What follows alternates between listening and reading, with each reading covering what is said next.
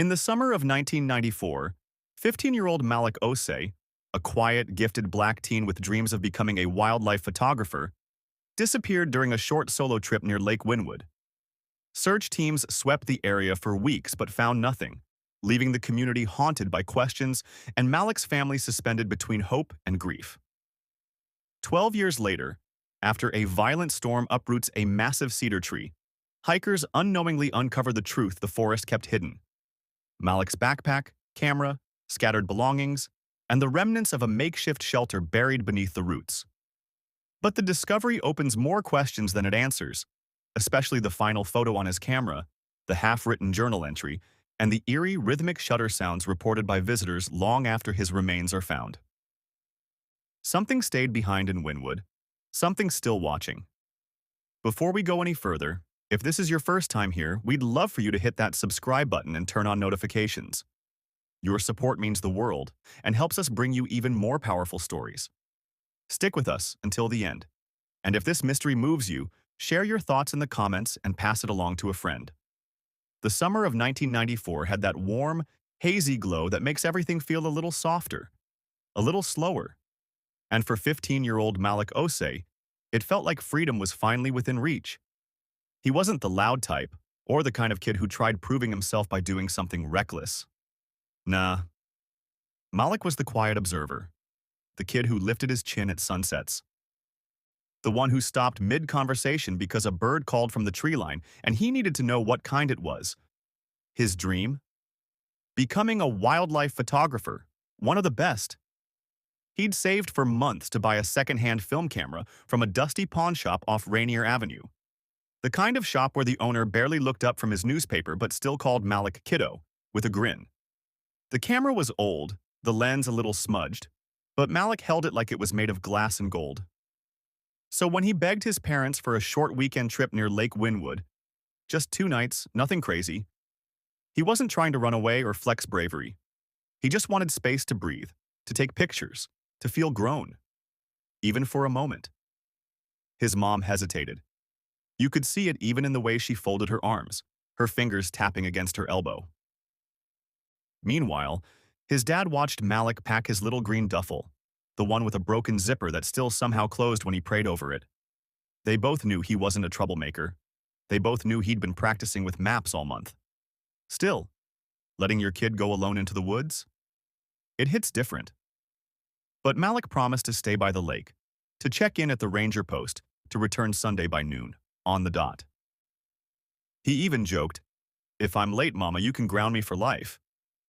She tried laughing, but her eyes stayed glossy. That morning, the air smelled like pine and damp soil, the usual Wynwood perfume. Malik wore a faded Seattle Supersonics cap, his camera strapped across his chest, and a tiny brass compass hanging from a cord around his neck. A gift from his grandpa years back. "Keep this pointed right," the old man used to say. "Even if you aren't."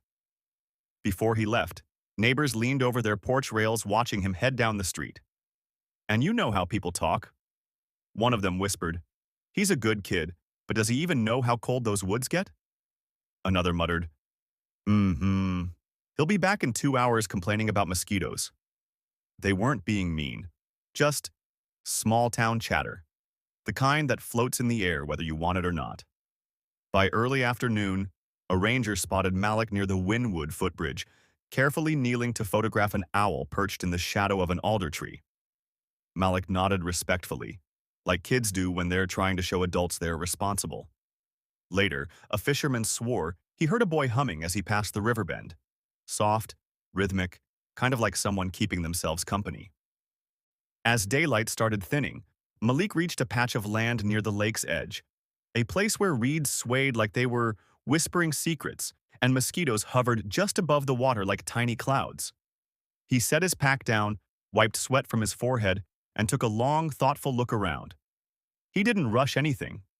That wasn't his style. He tested the soil with his shoe. He watched how the shadows moved. He listened for water, wind, animals, that photographer's instinct kicking in. A few minutes passed before he nodded to himself and murmured, "Yeah, this spot works." He built his small lean-to shelter slowly, adjusting branches, checking angles, brushing pine needles off his sleeves. Then he took out his notebook, not the fancy kind, just a spiral pad from a corner store, and wrote a short line. Quiet, calm. Going to take night photos if the moon comes out. He ended the entry with a tiny doodle of a crescent moon. As the sun dipped, the lake shifted from silver to dark glass. Malik took pictures of the last streaks of orange sky, each click echoing softly. He zipped himself into his sleeping roll later, pulling the fabric close around his shoulders, breathing in the cold, earthy scent of the forest. And sometime that night, he scribbled one more line in his journal, a line that investigators would one day study over and over. Saw a light pass the tree line. Probably nothing, but it's moving. That was the last written trace Malik Osei ever left behind. By Sunday, noon arrived quietly. But Malik didn't. His mom waited by the front window until her tea went cold. By evening, panic crept in like frost. Search teams combed the Wynwood trails with flashlights, calling his name, brushing through ferns and fallen branches. But the woods gave nothing back. Not a bag, not a footprint, not even a broken twig pointing toward him. As days rolled into weeks, the search faded. The chatter faded. The headlines faded. And Malik's name slowly drifted into that uncomfortable silence reserved for mysteries nobody wants to admit they don't understand. Years passed the way summers do in small towns. Soft, then sudden. Wynwood kept its rhythm. Boats, school plays, Sunday markets. Malik's photo on the missing posters faded into a crease at the police station. His parents learned how to move through the day with a quiet hole where a boy's laughter used to be. They tended the garden, they cleaned the mantle, they answered questions sometimes, and they avoided them other times. Life carried on, until it didn't. It started after a storm, one of those spring blowouts that rattles windows and leaves branches tangled like tossed hair. Two hikers, college kids with cheap packs and worse boots, decided to take a shortcut along an old service path nobody used anymore. They joked about spiders and recalled a barista who said Wynwood was totally haunted by old campers. You know how friends are, half daring, half bored. They found the uprooted cedar by accident, its roots lifted like a giant's fingers. One of them, stepping closer, laughed and then went quiet. Something under the roots caught in the late light, a flash of brass, then fabric. He brushed away loam and needles, and the brush revealed a zipper. The other hiker crouched, fingers shaking. They both smelled the odor of old earth and wet cloth, something ancient and heavy. Dude, is that a pack? No, a camera. They didn't stay to examine. They snapped one shaky phone photo, called 911, and then sat on a log. Like people do when they realize they're suddenly in someone else's story. By the time the sheriff and a forensic team arrived, the clearing had a handful of onlookers, locals drawn by the sirens, neighbors who'd spent years wondering quietly about Malik. Conversations looped and repeated. I told you that place felt off. But we searched that valley back then, didn't we? Nah, we looked around it, not under roots. Investigators worked slow and careful. They lifted things with gloved hands, placed markers, and moved in a choreography that looked oddly humane for something clinical. A rusted brass compass lay near a torn strap. A small spiral notebook with water-stained pages was sealed in a plastic bag. A chunk of film, still in a weathered camera, was carefully pried out. The lean-to they found was half collapsed, a patchwork of branches and tarps that had been swallowed by moss and time. And then, the remains. Not a horror scene. The team treated it with the same gentle efficiency they would a lost story. They covered what they found, cataloged items, and moved them into evidence boxes. They avoided sensational words on purpose. The sheriff later told reporters they had found a human body consistent with the missing teen's description. No gruesome details, no drama for its own sake. Just facts, clipped and steady. The paper ran its headline and people came in waves. Distant cousins, old search volunteers who had once combed these same slopes, teenagers who wanted a taste of the mystery. At the community center, two women who had once handed out flyers sat together, whispering. He was right here all this time, one said, stirring her coffee. Feels wrong, the other answered, like the forest hit him on purpose. For the Whitaker family, Malik's family, arrival at the site was like walking into a closed room you once loved. His mother held a bundle of old, faded photos against her chest like a talisman. His father read a list of items returned: camera, compass, journal, a few personal trinkets. The sheriff handed them what he could. The rest was kept for evidence, fragile and stiff with years. The photo roll was sent to a specialist. They developed the frames slowly, in a dark room that smelled of chemicals and heated paper. Most images were ordinary: sky, moss, Malik's shadow, a study of a beetle's shell. Then there was one shot that stopped everyone. Blurred at the edge of the frame, behind Malik, was a long streak of shadow. Not a tree's silhouette, not a person's outline. It smeared like a smear of time, darker than the rest, as if something had moved between shutter clicks and left a smudge of itself. The journal was the thing people kept talking about. Malik's handwriting, careful, small, filled the pages. The early entries were gentle, notes on light, what time owls sang, what camera settings worked best for night shots. Then, the last page he had written in 1994 ended mid-sentence. It's watching from behind the... And the next line was nothing but a tear stain.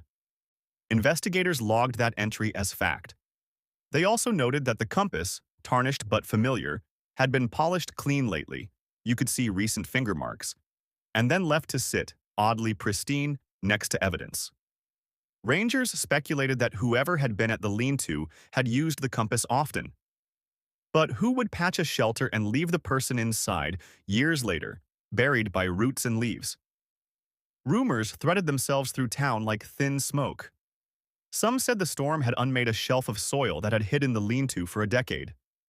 Others, less patient with explanation, insisted someone had been watching Malik and moved him to the shelter after he vanished. A neighbor, a stranger, a shadow. The internet, where wild theories go to breed, found the photo and slowed it down frame by frame. Clips of the blurred streak surfaced in forms. People used filters. They argued about pixels. They whispered that the last frame contained a face if you squinted long enough. There was also the audio. An old cassette from Malik's camera bag, the tiny one he used to test light and sound, had become the most unsettling artifact. It was warped, mostly hiss and mechanical noise, but when technicians slowed the playback, something rhythmical surfaced. Not words exactly, but a muffled sequence, like a camera's shutter click stretched and stretched until it breathed. At one point, barely audible, and no one could agree what it said, there were 3 low, uneven syllables. Some swore they heard Malik call for help. Some said it sounded like someone else, deeper, not quite human. Authorities were cautious. They ran tests, labeled everything, and closed files with careful language. Undetermined cause remains consistent with long-term exposure and environmental factors. The coroner refused to be speculative on record, but off the record, 2 deputies admitted they could not explain the photograph, nor the sound. "We've seen bodies out here before," one said, rubbing his thumb along a folder's edge, "but something about this is different." The town's chatter shifted then, from sorrow to the kind of curiosity that feels almost hungry. People left small objects at the trailhead: brass compasses, film rolls, even a camera one rattled with too much history. A traveler who'd once hunted mushrooms swore that, at dusk, he'd heard shutters in the distance. Click, click, click, regular and deliberate, like someone practicing with an old camera. Another man told a ranger he'd seen a set of footprints leading away from the lean-to, small and deep, as if someone had walked lightly and then vanished. Nothing resolved. Evidence boxes grew. The roll of film, the frames with the blurred streak, made their rounds in labs and forums, in strangers' ears and neighbors' mouths. Over and over, people tried to explain it away with floods, with erosion, with old trees shifting after storms. But each explanation left a tiny, persistent itch. In the weeks after the discovery, Malik's parents reinstated their old routines, but the ache had sharpened edges now. Sometimes at night, his mother would open the journal, trace the last sentence with a fingertip, and imagine the pause between the words, the invisible breath that followed. Sometimes she would sit on the porch and listen for something that sounded like a shudder, and sometimes she thought she heard it, that slow, repeating click in the dark, like a camera trying to make sense of light that no longer belonged to anyone. People kept talking, and the forest kept listening. Wynwood changed after the discovery, not in a dramatic, movie-style way, but in the quiet shifts that creep in around the edges of a town. People paused before entering the trails. Rangers started walking in pairs. And the old service road, the one nobody cared about for a decade, suddenly drew more footsteps than the main hiking loop. It wasn't curiosity alone. It was something heavier, the sense that the forest finally said something after 12 years of silence. A week after the forensic team cleared the site, rangers began finding small things left behind near the uprooted cedar. Not offerings, nothing that sentimental, but objects that didn't belong there. A lighter still half full, a chewing gum wrapper, a pen cap with teeth marks, little signs of visitors wandering deeper than they should. One morning, Ranger Ellis found a set of footprints just off the ridge. They were small, like a teenager's, and spaced narrowly as if someone walked with care. He followed them until they dissolved into the leaf-covered ground. He told the sheriff off record, "Whoever made these wasn't lost. They were circling." Meanwhile, conversations in town slipped into low murmurs anytime Malik's name came up. At the bakery, two older men leaned in close over coffee. "Boy's story doesn't sit right with me," one whispered. Nothing in that forest ever did," the other muttered, adjusting his glasses like he didn't want to say more. Malik's parents tried to keep things simple. They attended a small memorial service. No cameras, no speeches, just soft prayers, a few candles, and the forest humming in the distance. His mother held the recovered compass in her palm, rubbing the brass edge with her thumb. She said it felt warm sometimes, even when the air was cool. And that's when people began hearing the sound. It started with hikers, the ones who liked wandering off the main trail just for the thrill of discovery. They swore they heard a faint clicking in the woods. Not branches, not insects. This was sharper, mechanical, rhythmic, like an old film camera struggling to wind its shutter. Some brushed it off, others walked faster. One group of teens joked about it on tape, their shaky laughter echoing, "Bro, that's Malik trying to take pictures of us." It was meant as a joke, but their voices shook a bit too much. Then the fishermen claimed they'd heard it at dawn. Slow. Even. A click, then a pause. Then another click, like something documenting them from somewhere unseen. A few said the sound came from above. Others swore it was just behind their shoulder. The police didn't entertain rumors publicly, but in the station, late at night, deputies exchanged glances when someone mentioned the shutter noise. One admitted he'd heard something similar when reviewing footage at the discovery site, a faint clicking under the wind noise. "Could have been static," he said. "Could have been." But he didn't sound convinced. And the compass, the one Malik had carried, kept acting strange in evidence. When placed near soil samples from the discovery site, the needle spun in slow circles, then jerked toward the north as if something invisible had pulled it into line. The department logged it, shrugged, moved on. But it stayed in people's minds. As summer drifted toward fall, tourists arrived hoping for a thrill. Some took photos of the uprooted cedar, stepping carefully around the taped markers. Others left objects on the ground.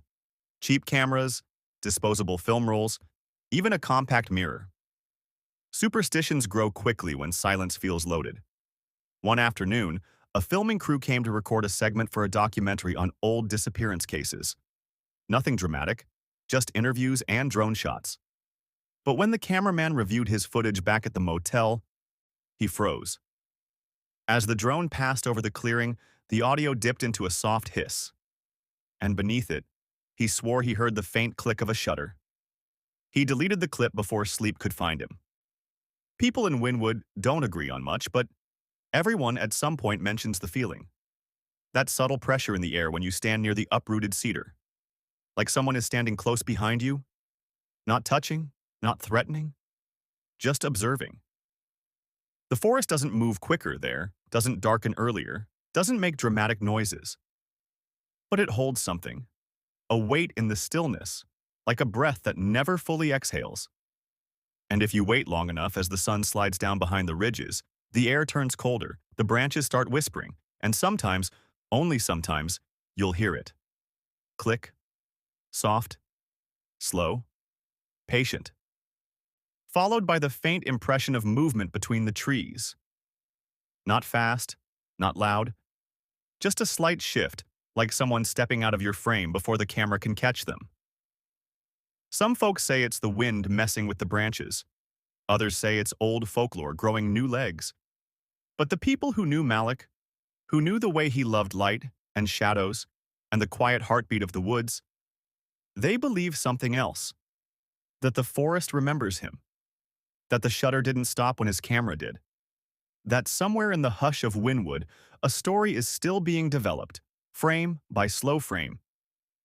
And sometimes when the trail is empty and dusk presses softly against the tree line, someone swears they hear a boy humming. Quiet, rhythmic, familiar. Then, click, another picture taken, of what? No one knows. But the forest never gives that part back. Want more gripping, slow-burning mystery stories like this? Hit like, subscribe, and turn on notifications so you never miss the next chilling story. And hey, drop a comment. What do you think Malik saw in those woods?